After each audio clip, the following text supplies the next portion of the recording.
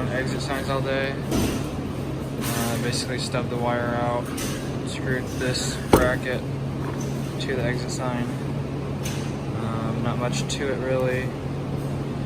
And then they are in front of all the doors. Here, I have to cut the ceiling tile to the measurement. So I think this one was 18 and an eighth or 18 and a quarter. And then this one I took back down and cut the hole. So you're gonna wanna make these pretty perfect, as tight as possible, because there's not much forgiveness in the bracket on the exit sign. It barely covers the hole right here, so. And then this is the bracket that it's held on by. There's a box here, mud ring, this little clip here, MC connector, there's your wire, and then put a screw through the side of each side, and that's about it. So it's a process, but pretty simple, pretty chill. So I'll show you what they look like though here in a second. So this is what it looks like finished. Just screwed to the box up there. That actually the MC needs it still needs a slack wire, and then you just zip tie the MC.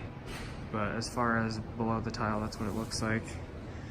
And there's another one over there. There's one by each door. So lots of doors, lots of exit signs. I've just been doing that all day, so it's been a good day, and gonna get ready to go home now.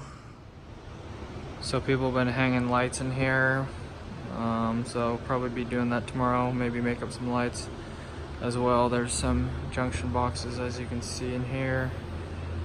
So I gotta hang the lights, make the lights up, and then tie the slack wires in on each corner of the wire lights.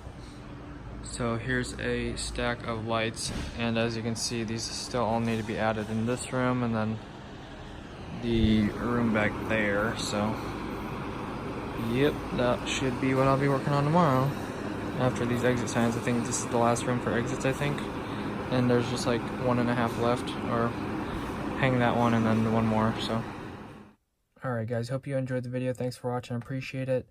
Thanks for stopping by.